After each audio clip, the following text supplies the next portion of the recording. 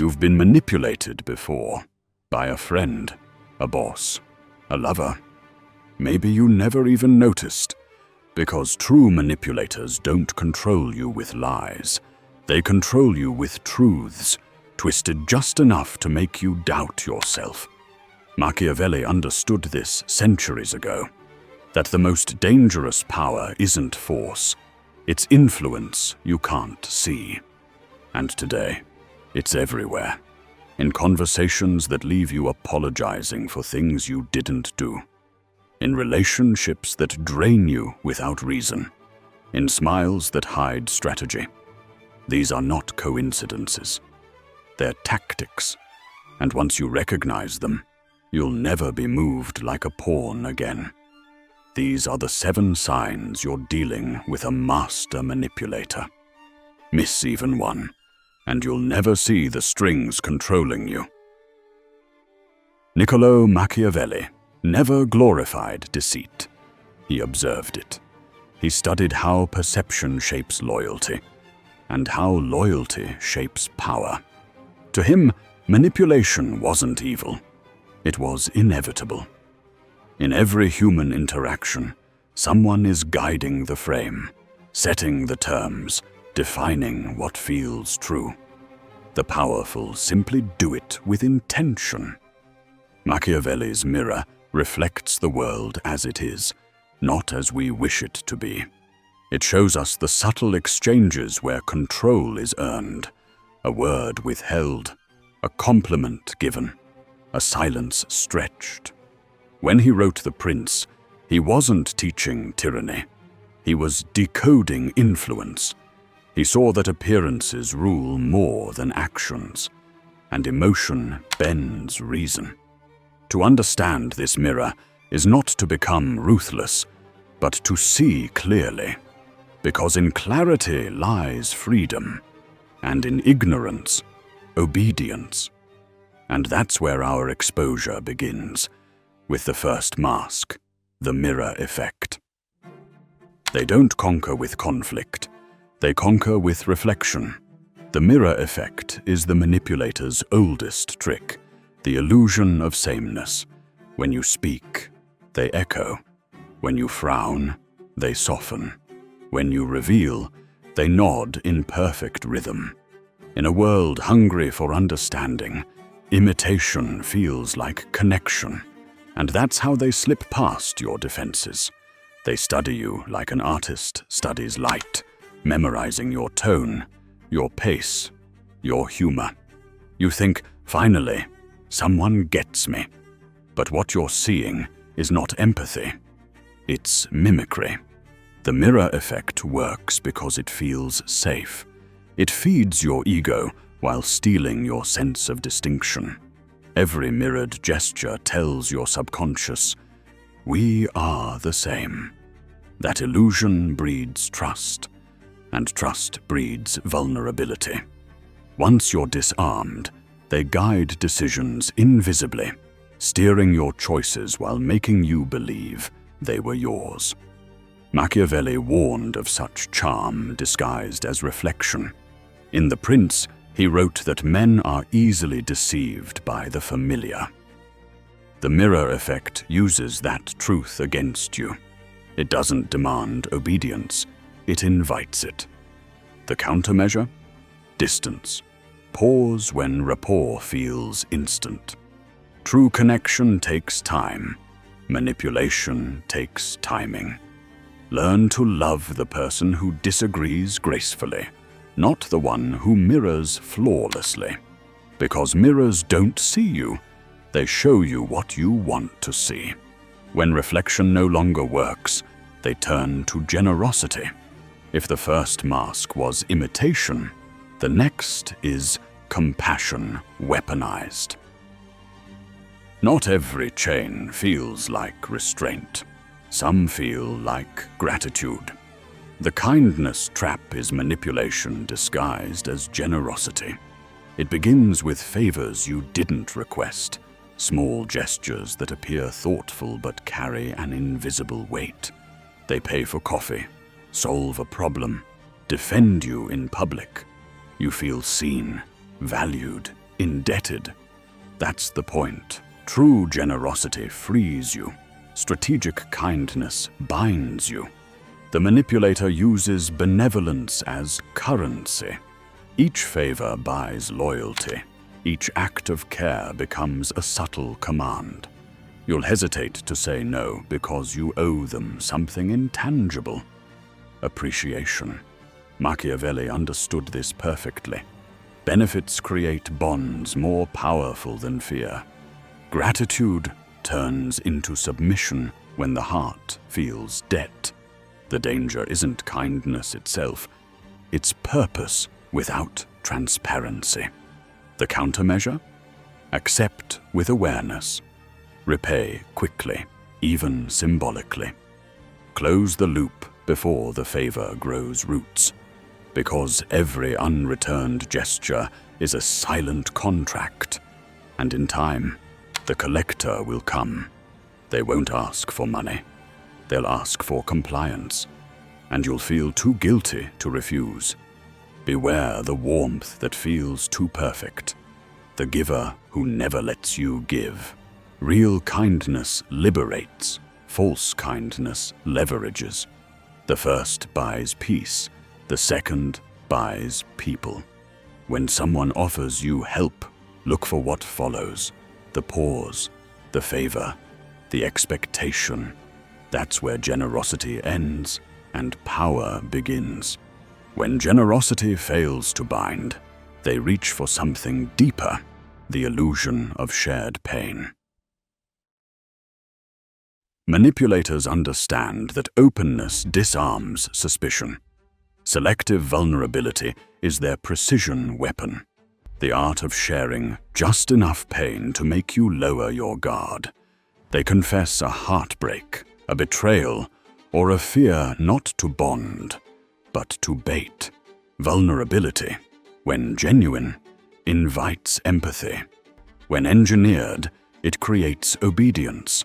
They tell stories that make you think you're special, that they've chosen you to see their hidden side. In return, you begin to share too, trading your secrets for connection. That's when the balance tilts. They now possess information that shapes your reactions and your loyalty. Machiavelli wrote that men are won by the heart faster than by the sword. The manipulator follows that rule flawlessly. They conquer through confession. But not all honesty is harmless. The countermeasure: time and observation. Genuine vulnerability deepens over repeated trust. False vulnerability appears too early, too polished. Pay attention to sequence, not sorrow. If someone bleeds on you before you've even learned their name, it isn't trust, it's strategy. Selective vulnerability thrives on emotion. It collapses under patience. Listen with compassion, but guard with logic. You can care for someone without handing them your map. Remember, empathy is strength, but unguarded empathy is currency. Spend it wisely, or someone else will own your conscience before you realize it. Once emotion becomes the medium, manipulation takes a new form, controlling not what you think, but how you feel. Facts rarely win wars of influence. Feelings do. Emotional framing is the manipulator's ability to dictate not what you see, but how you feel about it. They set the tone before logic even enters the room. Their sigh becomes your guilt, their excitement, your validation. You begin to read the world through their emotional weather. Once they control the atmosphere, truth no longer matters, only mood. They use guilt, flattery, or sudden silence as emotional steering wheels. You apologize for what isn't wrong, chase approval you don't need, agree just to restore peace. Machiavelli knew this principle well. He wrote that men are moved more by passion than by reason. The manipulator doesn't argue. They orchestrate. To resist, name the emotion before the argument. When you can label what you feel, you reclaim authorship of your response. Emotional framing loses power when exposed to analysis. Ask yourself, is this feeling mine, or was it planted? If emotion rises faster than logic, manipulation is near. Awareness is armor. Detach from the performance and observe its rhythm. Notice when tension is built, when pity is invoked, when approval is withheld. The manipulator's greatest illusion is making you think your reaction is your idea. It never is. When emotion stops working, they change tactics. If they can't bend your feelings, they'll bend how others see you. The manipulator doesn't just shape your thoughts, they shape your image. Reputation sculpting is the art of controlling how others see you, long before you ever speak. Through subtle gossip, strategic praise, or concerned whispers, they build a portrait that serves their agenda. By the time you arrive, the room already has an opinion. You're explaining yourself to stories, not to people. This tactic turns social perception into a weapon. When they elevate your status, it's to make you dependent on their approval.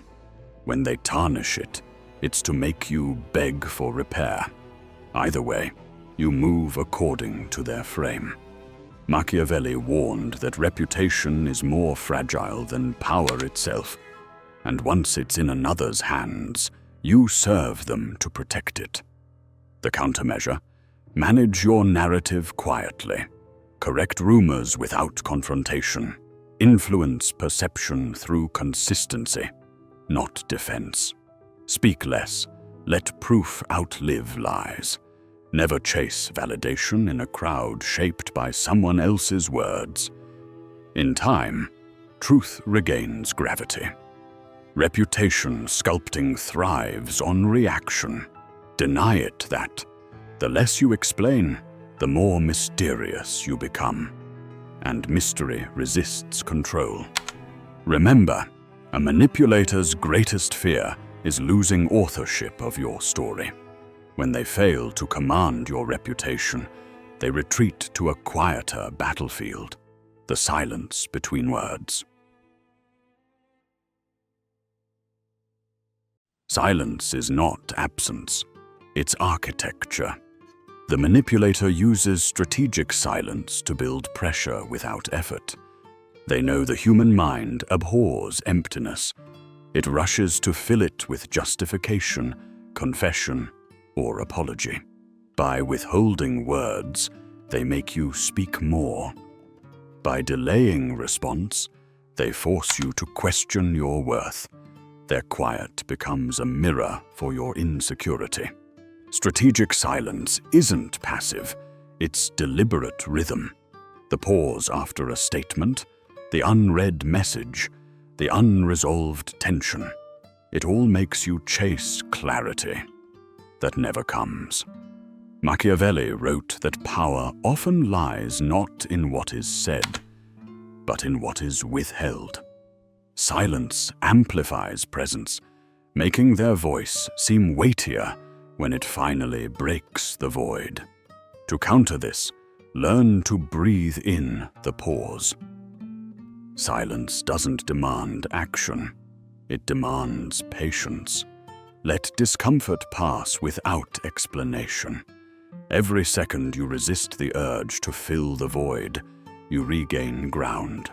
The manipulator feeds on your reaction. Starve them of it. Strategic silence ends when it loses its mystery. Speak only when purpose returns. Stillness becomes power when it's your choice, not theirs.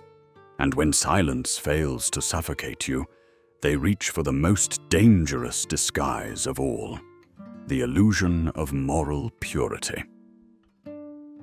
When all else fails, the manipulator hides behind goodness. The mask of virtue is their purest disguise, the illusion of moral superiority.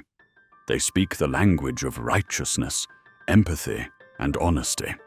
But each virtue is tailored to disarm. To oppose them feels unethical. To question them feels cruel.